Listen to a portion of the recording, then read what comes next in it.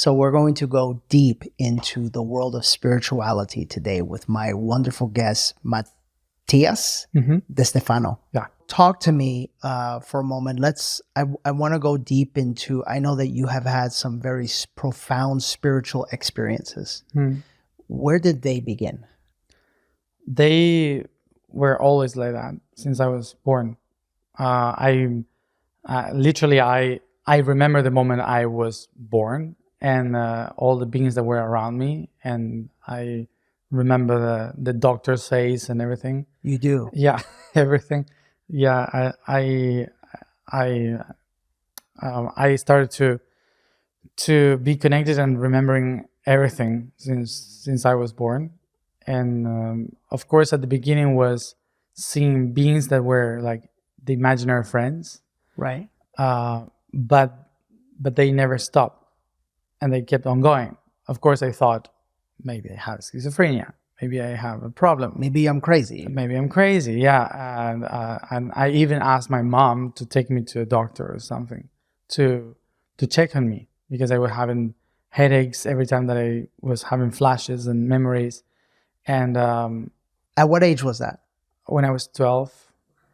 Yeah, so I started to have a lot of problems, because as a child it's fun, but as a teenager it was like, I don't understand what is happening. And I thought that a lot of people had the same. And so it was weird when I went to school and suddenly like just a few were able to share with me stuff, and no one can relate to it. And I thought everyone must have this. So give me an example. Give me an example of a normal day in school. Like what would happen that led you to believe like, whoa, something's going on here? Well, at school, for example, I used to see like double realities. So sometimes there were beings crossing the walls and telling me things, or just little creatures, beings helping me with homework, or during the exams. And if I had a companion from school that did something bad to me, they would teach me and explain why was that reaction and why I should comprehend what was happening. So they were all the time there with me, different beings all the time. And there was one moment when I was 12 that they said, in 7 days you will start to remember. Right. Don't think about it, just write it or make some drawings, and then you'll figure out. Could I ask you a question? This is a personal question. Whenever I have journeyed with ayahuasca, and I take it you have not, because you don't. Oh yeah, I did. Yeah. Oh, you did? Yeah. Oh, okay. I want to talk to you about that as well. Yeah. But whenever I had journeyed with ayahuasca, it's always they. Yeah. So for my own personal reference, and I don't know if they is my spirit guides. I don't know if they is the aliens. I don't know if they is, who is they to you? Well, there are many levels of that. Okay. To make it more, I think, easier to comprehend is like if you say, this is Matías, okay? But if you go inside my body, there are different organs. Right. So there's the heart that works different from the intestines, the kidneys, the brain, endocrine system. So many things. It's very complex, and they have no idea who Matías is. Yeah. They just are part of something. And then when you go to the cells on a specific organ, they are completely different. So they are, they don't even know that they are part of the heart. And when you go inside the cell, you have molecules that they don't even know that they are part of a cell. So we call them organs, cells, atoms, different structures, but actually it's all me. So when we say they or other beings, it's actually cells in the same body, that it's another part of me, another reflection of myself, but because they are expressing in a different way, we can call them they. They. Yeah. Oh, this is going to be a good conversation. I was, my reaction, my bodily reaction was to truth. Because what I saw immediately was, I saw, like, you just helped me connect the dots. I saw how literally everything is connected. Yeah. And while how you were talking here, I saw here the expansiveness of everything. That was beautiful. Yeah. Fantastic. It's Okay. because I talk it with the body because Sure. people can relate to it. But it was a wonderful example. Yeah. A wonderful example. Because but then you can amplify it to a galaxy. Right. Yeah. That's what I did. Yeah. I went there, right? Yeah, exactly. Okay. Beautiful. Fantastic. So then keep going. So then, Yeah. like, I know for myself, it has felt at times like a cheat code to life, because you're not alone, and you get answers and messages and downloads that like, I didn't get them prior to ayahuasca. You're saying you've had this like since birth. All the time. Wow. Yeah, it was a constant perception of things all the time. Actually, when I first did ayahuasca, it was because one of them came to me and told me, "You have been too distracted in this third dimension. So now the only way you can reconnect is through a tool of the third dimension and go back to the roots." And I was like, no. So I was fighting with it for a long time, like, no.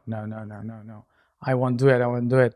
And everything happened for me to be pushed to do an ayahuasca ceremony by them.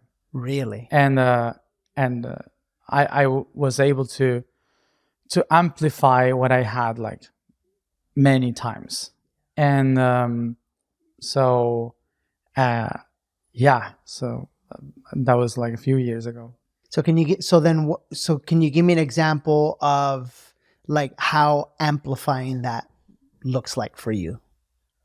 Well, when I am like here talking to you, I'm not like someone that sees things in people or stuff like that, but I'm all the time seeing codes. Like everything goes back to energy and frequency. That's right. Yeah. So when you tune yourself in a specific frequency, you start to see whatever is resounding with you. So you kind of see everything, because it's like it's a code, actually, that everything is the same, just tuned in a different way. Yeah.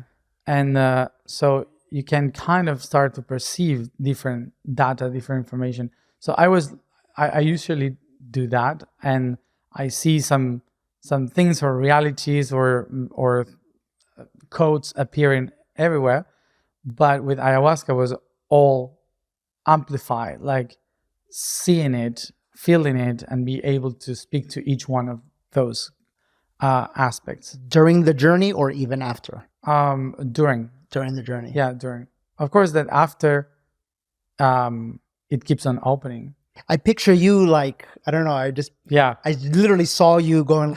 But basically, what my friends see from the other side when they, it was like, sometimes I was moving so fast that they say that's not even human. That's what It was like moving like, the mudras.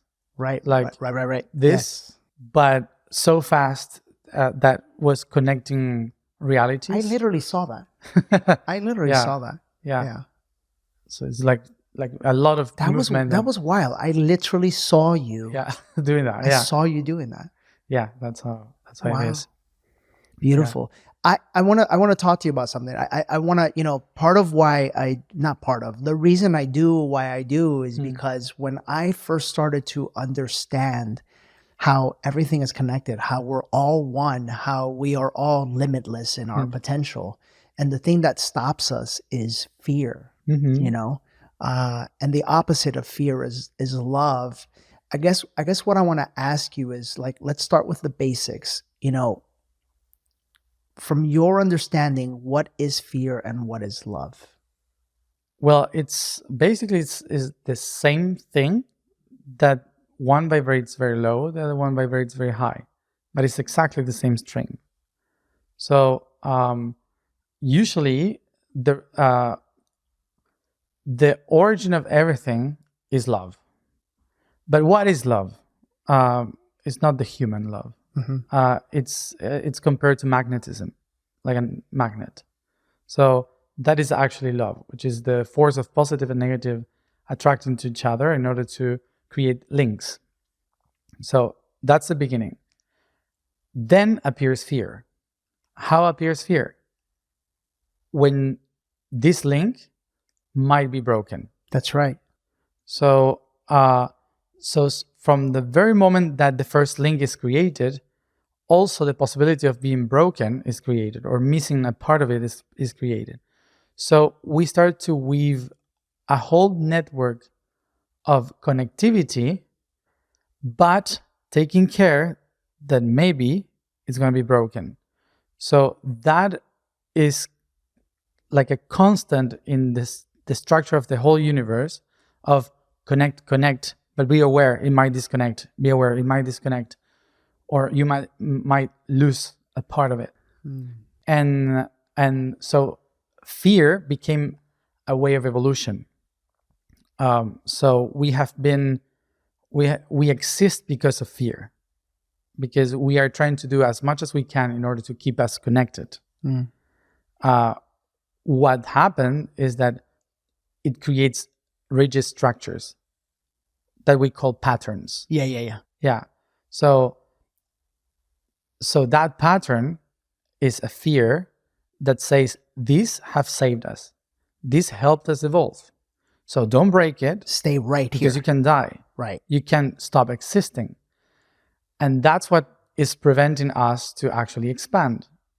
Because in order to expand, you have to release something of you in order to become something different. That's right. So that's the moment when you are trying to transform yourself, but all the patterns of fear says, hey, but be careful here. Because right. What happens if you don't find another part? You could die. You could, stop existing. That's right. So now in terms of mammals, as we are, we have evolved as animals to create those links through this magnetism that we feel in the heartbeat that we call love. So we created all this culture around love and all this culture around fear. So people that love you a lot are the ones that will put more fear in you. That is right. Because otherwise, they want you to be safe based off of their perception of what safe is, based off of the codes that they are living in and the frequency that they are in. That's why usually when you start to transform yourself and open, suddenly you break up, you go out of your job, you enter in a crisis. I just did a clip on this. I literally just did a clip that said, the scariest thing about awakening is the fact that like there's a part of you that has to die. Yeah. Because everything that you created in your old self prior to awakening was based off of fear. Yeah. It was created literally from the old self. Yeah, totally. So you might have to break up with a partner. You might have, I mean, and by the way, when I share this with you guys, I only say that because that's what happened to me. Yeah, of course. Like I realized that my entire life, my entire paradigm, religion, work, relationship, health. Yeah. It's funny, even health and diet, it all of it had to be like repatterned. Yeah. Yeah. Yeah. And it's terrible. For the mammal survival, it's terrible because it means that we live in herds, in packs. So in our cellular memory, if you transform yourself in a different way of the pack, you can be left behind and die. Fuck, I'm having an ego death moment, like literally right now. Yeah. So you can basically die because you have no protection. When you sleep, there's no one watching. So maybe you cannot find food because in order to hunt, you needed a teamwork, So that's why to be alone with yourself, it's very scary for a mammal. Yeah. Because it means death. Yeah. And that's recorded in our cells. That's why sometimes we try to make a change in our life and suddenly we get sick and we have a disease or something starts to hurt in the body. It's the pattern that is trying to survive and letting the brain know, hey, remember that if you do that, we Then might this die. is going to happen, right? We might die, yeah. And even if our mind says, I'm ready for change, maybe your liver is not. Right. Maybe your kidney is saying, fuck no. Yes. Like, I'm not ready for that. And all the traumas come that are not even yours, but because biologically we are a consequence of the first cell. So we have the memory of everything that happens since the very beginning. So imagine millions of years of practicing how to survive, and suddenly you became spiritual and say, now I'm going to release everything. Yeah. And the billions of years of your cell says, what? Yeah. I get that. Yeah. It's so interesting to me because like the example that I can give is our event Awaken, right? It's a powerful event that helps people in many ways. Like I feel like in those 3 days, there's lots of codes that are being like recalibrated. Yeah. But so many people, you have no idea, like 3 or 4 days prior, or even if they see an ad, that fear is telling them, no, don't go. Yep. It's scary. I have to travel by myself. It costs too much money. Yeah. It's all fear. Yeah. To be afraid of something is a good signal because it means that your whole life is taking you to a change. Yes. So to feel fear is not the problem.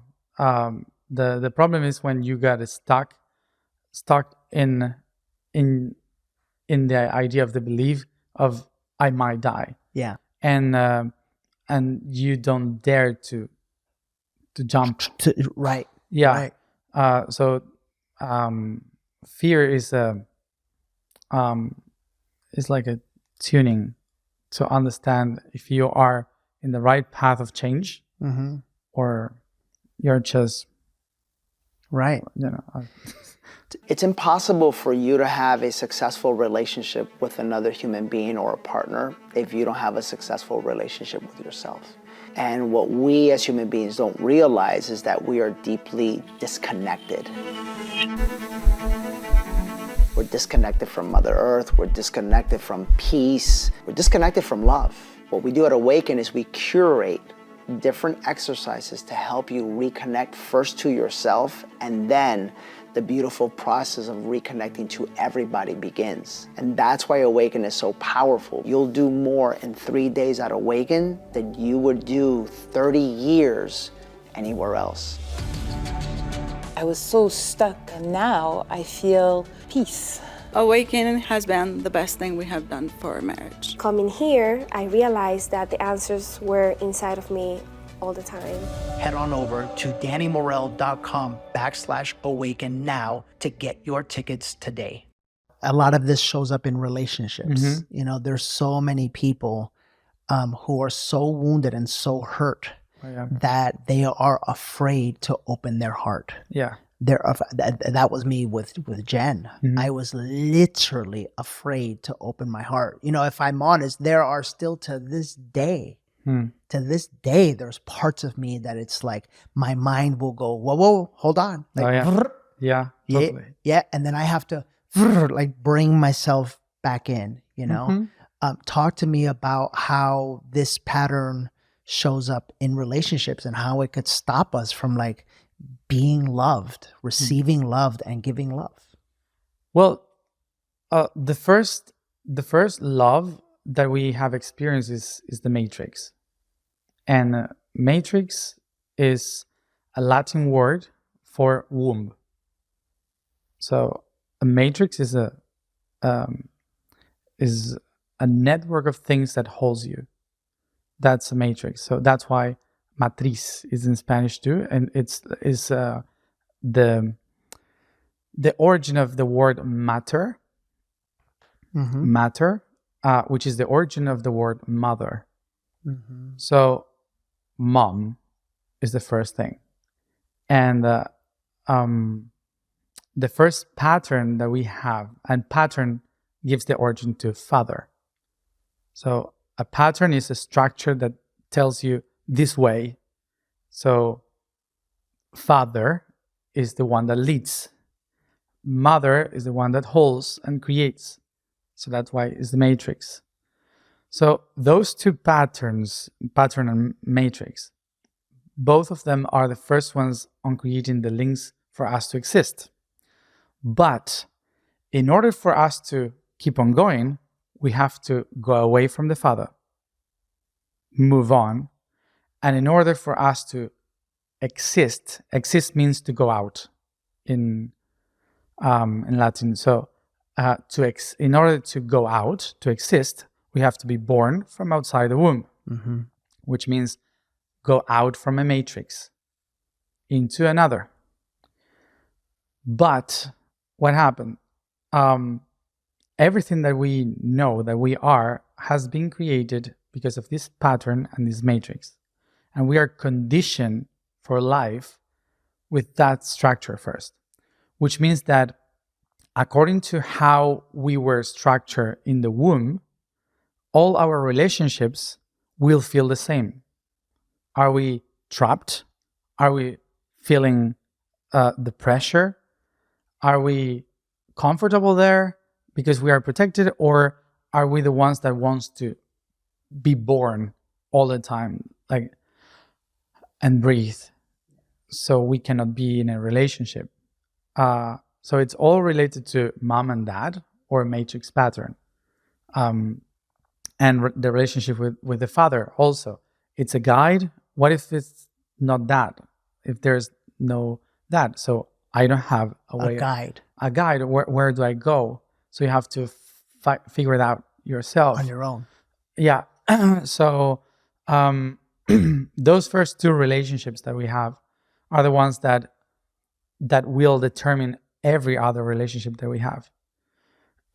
So when you become aware, conscious, you have to go back to the very origin of your creation in order to start to release the ideas that you have from pattern and matrix, in order for you to transform the way you relate with someone.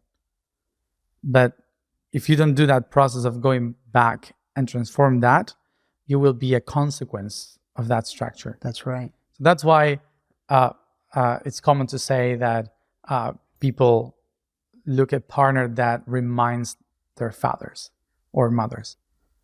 Yeah. It's in the subconscious. It's something that you don't even think about. Right. It's conditioned like that. So actually,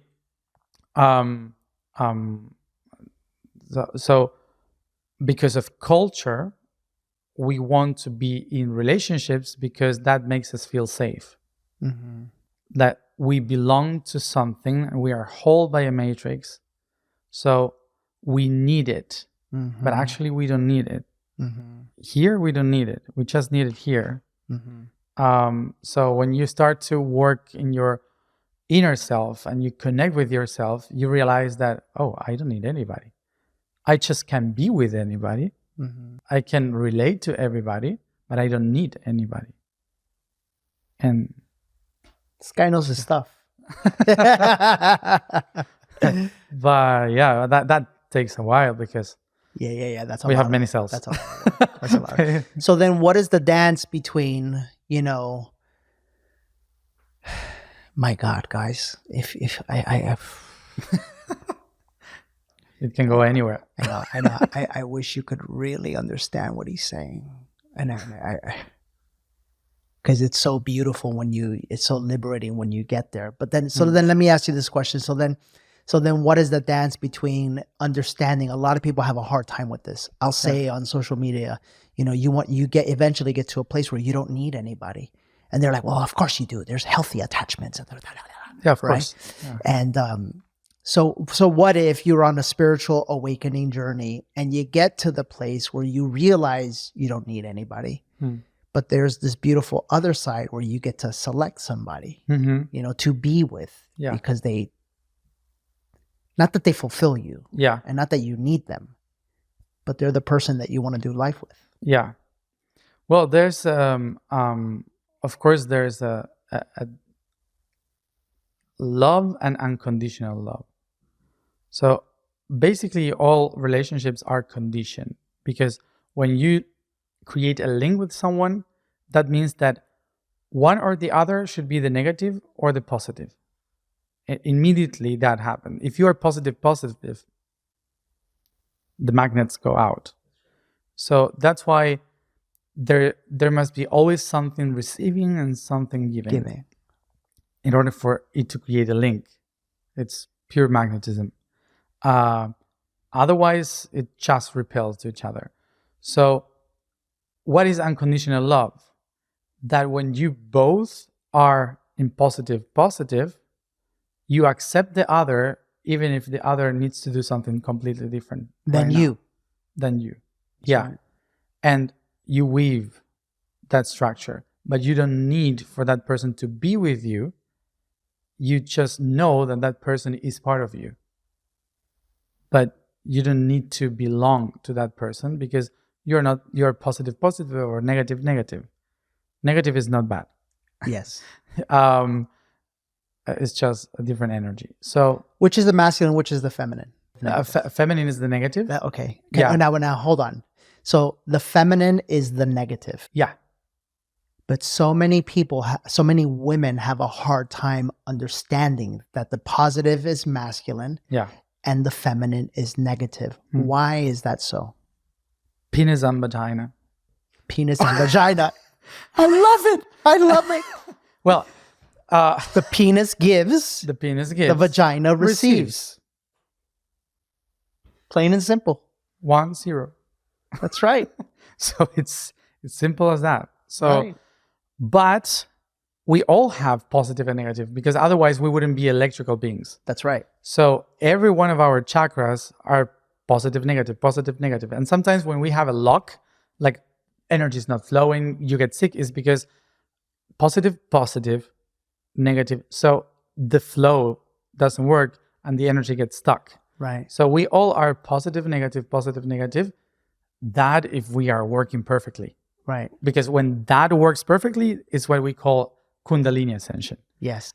But usually it doesn't work perfectly. So, we have to work on trying to balance that, which means that every part of our bodies, of our body, there are parts that receive and parts that give. Receive and give.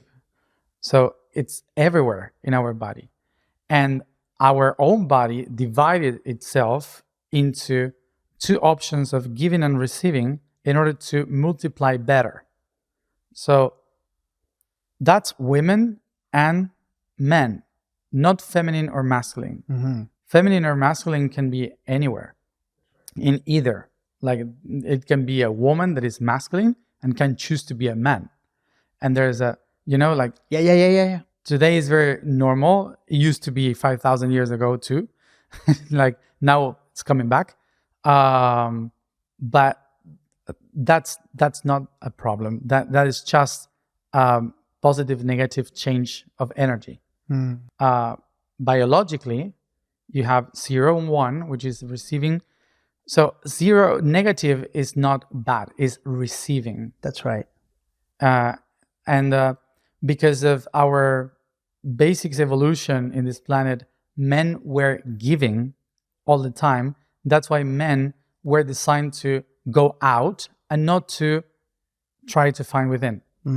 So usually men did the going out, the hunt, the reproduction and stuff, spreading the seed outside, needed to travel, to go to different groups.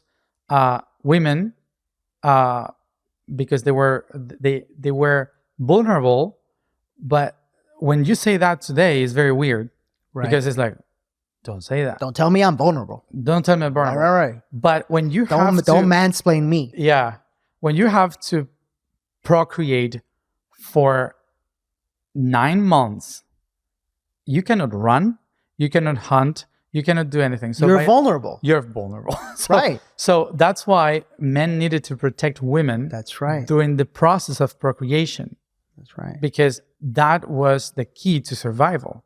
That's right. So that's why it was so important that the women needed to be inside. And that's why they had more time to discover themselves. That's why women wake up easier than than men. men.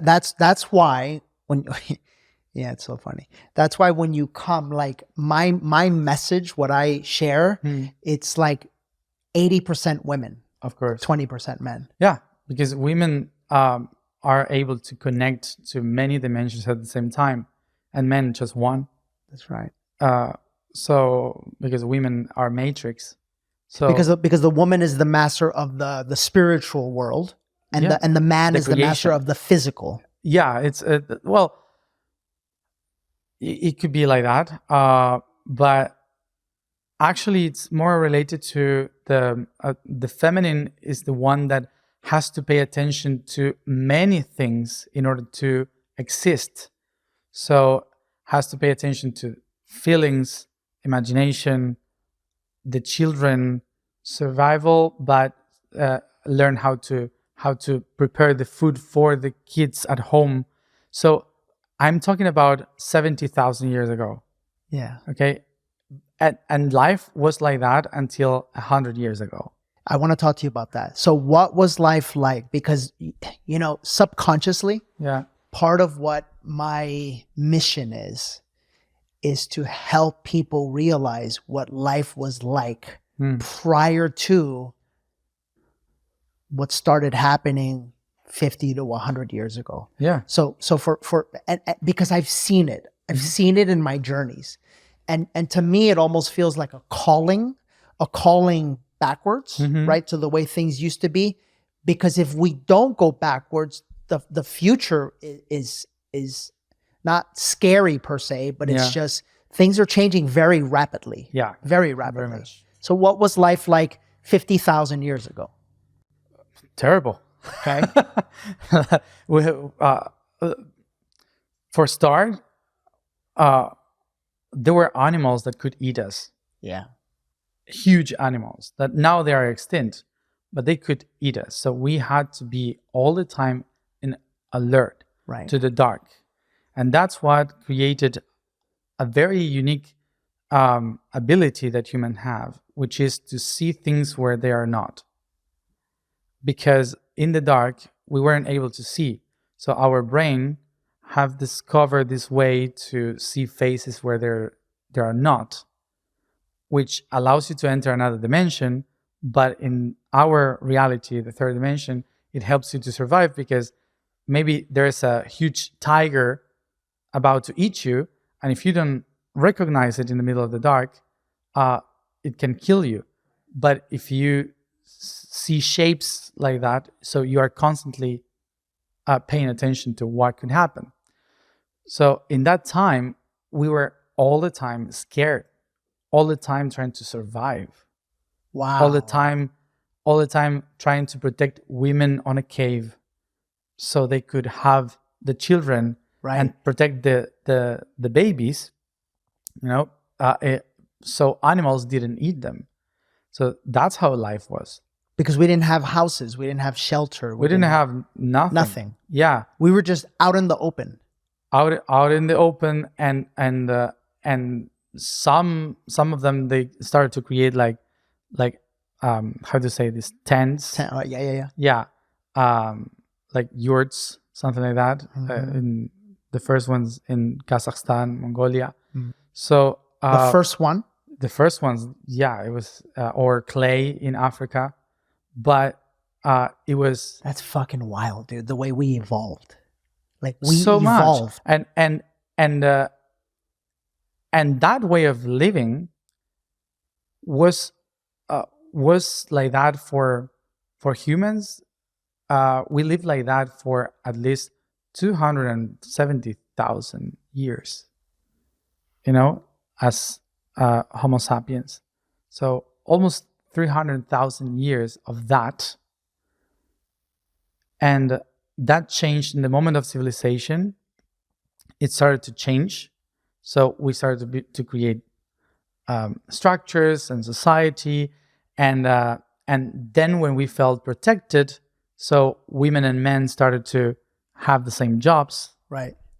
which was, okay, now everyone can harvest or hunt or be in power. So it was we It's like started a balancing. we started to balance it, Right. to understand our own process of evolution. Because we didn't have to survive because others were taking care of the food, we were able now to sit down and think and meditate. Good timing. Isn't that? Yeah. So it's some people got the ability to meditate and to think about things. So philosophy appeared. So it was a whole process. Just because another one was taking care of the fence, another one was taking care of food. So now we can sit, talk, and relax.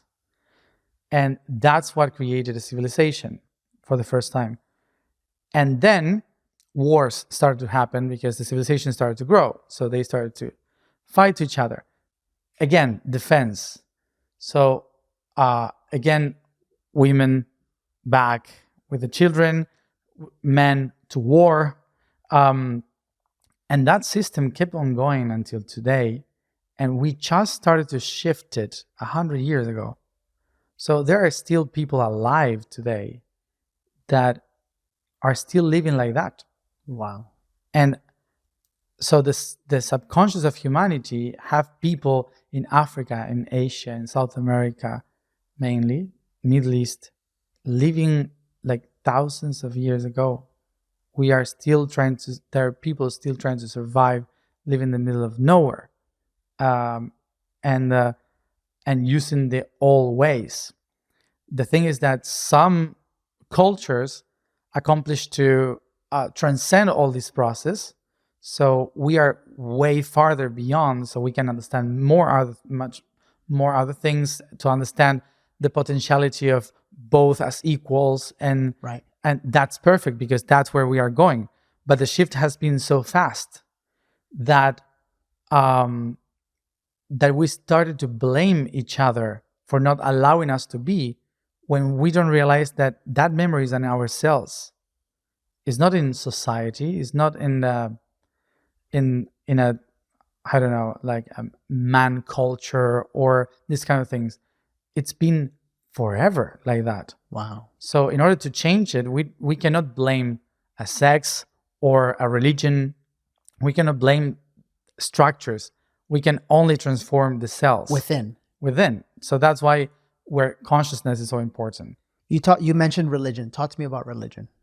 Well, religion was a very good way of survival, in which people, through love, try to protect each other by fear.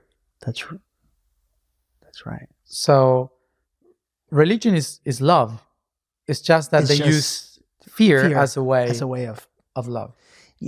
My whole life transformed. Useless now, but yeah. No, I get but that. useful for many people. Yeah. My whole life transformed literally when I saw that moment. There was a pastor. I was about to get a divorce, and the pastor told me, "You're going to lose all of God's blessings on your life if you choose this divorce." And in that moment, this was before ayahuasca, but in that moment, I literally was like, I don't know what love is, but that's not love. Yeah. And this is the scariest moment of my life, but it feels like I have to do this to go discover what love is. Because I felt his, and by the way, you're right, from the love that he knows and his desire to protect and help. So I understand that, right? Yeah. He, from his perspective, based off of where he was living and his belief system and his codes, right? He was trying to do his best to protect me based off of how he protects himself. Yeah, exactly. So all religions do the same. And that's why I don't blame religion for what they have done, because they were trying to do the best that they could with the tools that they had. Right. And religions were born in very tough moments in existence, in our history. And we needed that. We needed a guide. We needed a fatherly image to guide us. Something that could connect us all that is not physical. In order for, doesn't matter where you are part of my community, Right. you know?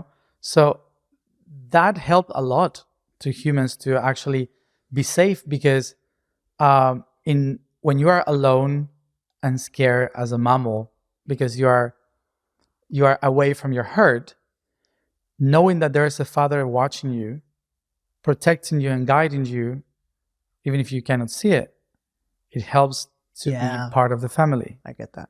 So in the subconscious of people, it helped a lot to have religions, to have order. Another important thing in that moment. Today, we kind of understand what morality is because we have thousands of years of practice of that. But before, it was just whatever. Killing each other with no sense, reproducing with brothers and sisters, which created problems in reproduction. So it was a mess. So what? Wow, that's wild. So that's why society needed to establish rules. Right. And they said, wait a moment, you cannot do this, you cannot do that, you should do this, you should do that. So we created laws. But laws, if you have a king or a judge, you can just go away and do it anyway.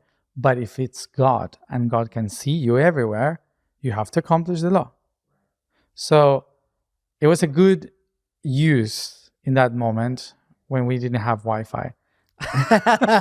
So religion was very useful for this kind of mindset that needs protection. When you're what I have, because when I discovered, by the way, when my biggest awakening happened during a journey where shame, guilt, like fear, all of it was like I could see the next energy coming, and then my body would shake and release it, and at the end was like this light. It was death. Yeah. And it was interesting because I saw myself like I could go through it, or I could choose to stay. Yeah.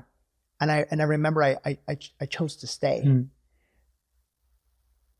It was wild. It was wild.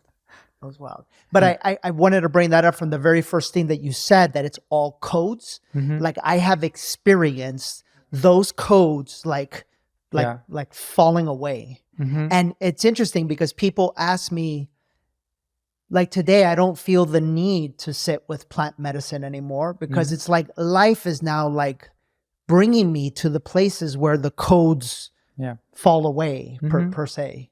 And one of the reasons I'm so passionate about telling people to do plant medicine is because it's a place, it's a tool here in the 3D world that is there for you when you're ready for all of the codes of fear to fall away. Yeah, of course. It's like drinking or eating. Your body needs minerals and structures that protein, salts, whatever, that are in nature, and you harvest them and you take them in order to have energy, to grow, to whatever. So you need that in order to have a better nervous system, whatever, and to function in your body. So in terms of mind, you need to create more links, bigger links. So there are specific plants that improve the links in your brain. Yep.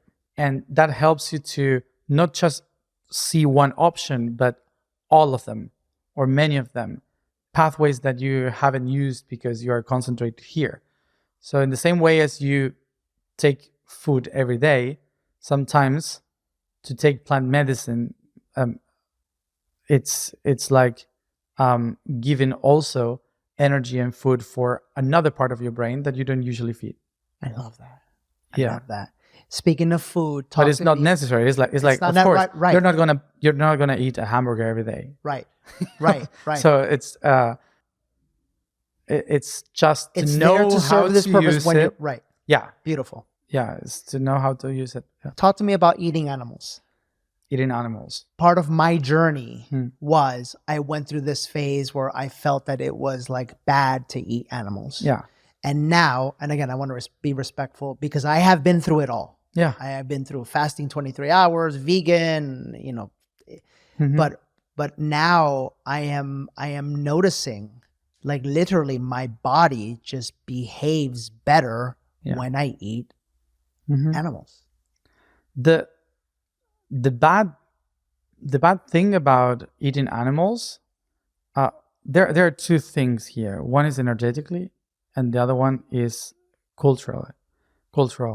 The bad thing about this is that we made a commerce about it, That's right. and we are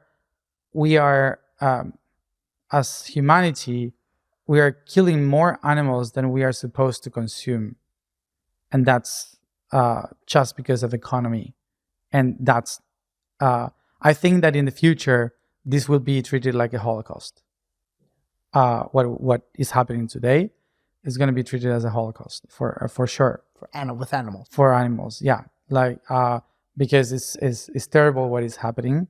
And the way that they're treated and everything. Yeah, exactly. So in the other hand, we have been designed to eat anything, and certain parts of our body needs certain parts of animals because we have been evolving into that, which doesn't mean that everyone needs it. Yeah. Because there are some genetic codes in humanity that were more based in plants, and some others that survive because of meat. Like, imagine people that for thousands of years survived in mammoth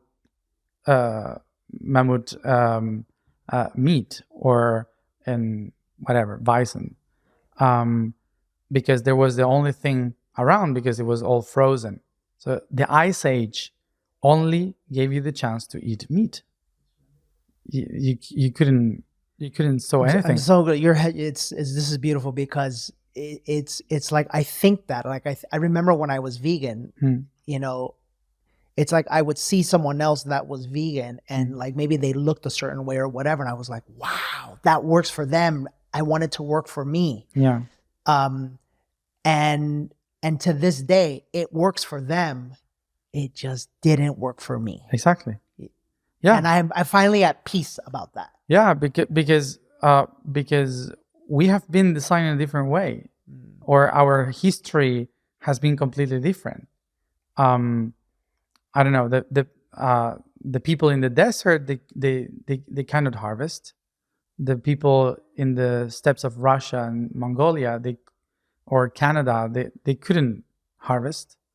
So only people, sometimes in the Middle East, Mediterranean, they were able to harvest. And so these people were more plant-based than animal-based.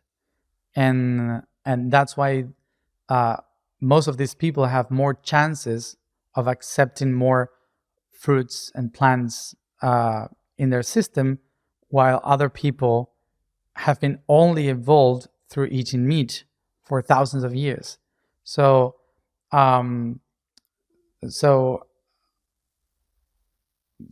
it's a natural process, and we can all go to be vegan, but there's another problem there, which is we are millions of people. If we all eat quinoa, we are not killing cows, but we are killing all the soil. Yeah, that's right. Which is basically killing most of the richest soil animals, which are all the worms and all the beings that are under. That when you sow so much like that, you create a disaster, ecological disaster, just by eating plants. Yeah. And that's because we are millions of humans to feed. So sometimes it's not the answer. And even though when you go more aware and more aware, you will recognize that when you eat a salad, you are eating beings that are alive and that have emotions. It's just that because you don't see them scream, you don't think about that. But plants talk to each other all the time saying, I'm being eaten. Take care of yourself. Like screaming to one another. And we just don't pay attention to that because they don't have eyes. And because they don't have eyes, we think that they don't feel like us. And here we are as humans now. Like, we always find ways to fight with each other. Now we're fighting with each other over vegan Over or consciousness. carnivore. Yeah, and that's amazing. That's I find humans amazing in that terms, because there will always be something to fight for. And it doesn't matter how evolved or good this is going to be. The reason why there is evolution is because there are disagreements. And without disagreements, there's no evolution and no transformation. So we have to get used to that. I got 2 more things. Yeah. Talk to me about politics. Politics. Yeah. Well, it's another place where we give so much energy to fighting. Yeah. And today is useless. And the reason why it's useless, the system made us believe that it's needed, but the only reason why it's needed is because we haven't had a system that allows us to be who we are. And we always need someone to do it for us. Like politics, the way that politics is today, it was designed in Greece with all the systems that Plato described. Of course, there were more systems before, like, well, the kingdom and everything, but the idea of what they are, it was established in Greece. That's why all the words are Greek. Like politics means the relationships of a city. Government means to navigate to another island. So the governor was actually a sailor that would go to another island to represent the people of this island. And that's very Greek. So a govern is to know where you're going to speak with someone. And politics is about this little tiny place. But today we have networks, and today we have social media, and we have apps that allows us to change the world just by clicking. And so politics is right now it's starting to decay. That's because they are useless. Because what is a parliament, for example? A parliament is a place to parler, which is to speak. And usually is full of all people. All people in Latin is senex. That's senate. So the senate, the senatus, senators, means all one. The all ones. So that's because previously the all ones were the wise ones. That's right. And they had the experience, the knowledge, so they represented people to speak, because most of the people had no idea how to talk. Yeah. Today, we all had a base in school.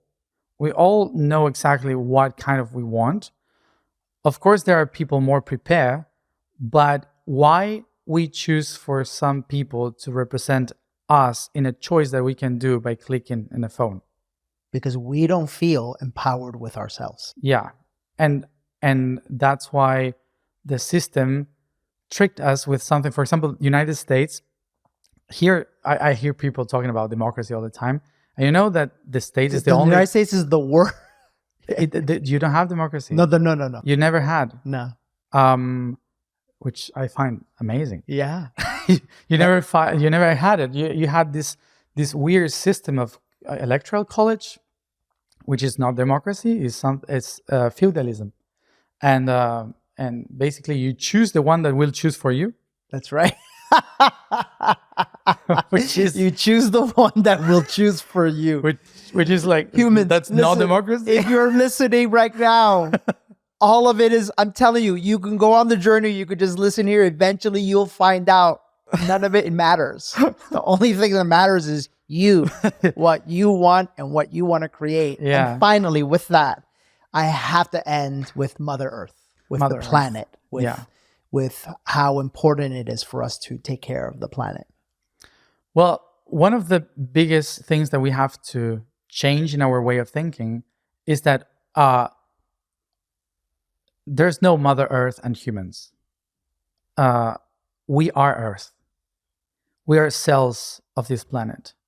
So it's like one of our neurons saying, I will take care of the body. Like, no, I'm the body too. So I have to take care of myself. And how do I take care of myself? Being coherent with environment. And so Mother Earth doesn't need us. The only reason why the Earth needs us is because the Earth evolved to become aware. Who am I? The question, who am I, created humans. That's why we are asking all the time, what can it be? What can it be? It's just the planet actually thinking, having like this conversation in between cultures, religions, traditions, saying, who am I? Who am I? Who am I? What could I be? So it's actually the planet, and we are the neurons of the planet, thinking, creating links. So Mother Earth can't just wipe us all, destroy everything as she did like 6 times, and here we are. So the egoistic belief of we have to take care of Earth take us away from the real thing, which is we are Earth. That's right. We don't have to take care of Earth. When you are Earth, you will start taking care of yourself. Beautiful. Okay, so that's the major shift that we have to do. We are the mother. We are creators all the time. We are creating all the time. So anything that we do, it's going to be an effect of creation of this planet. And we are just here in one of the tiny processes of evolution. Eventually we will disappear and someone else will take place, but Earth will still be here. Thank you for this episode. This was wonderful. Thank you. Wonderful. How do people find out more about you? You can search a blog that is called yosoy.red. Yosoy is I am in Spanish, and red, like the color, it's network in Spanish. So yosoy.red, and that can take you to different links. Yeah. Thanks for being here. Thank you This for was inviting me. wonderful. Thanks for this week's episode. Thanks for joining us. This was, for me, a delight. I hope that it spoke to you. Honestly, I think go back and listen maybe 2 or 3 times because there was a lot here. A lot. We'll see you next week.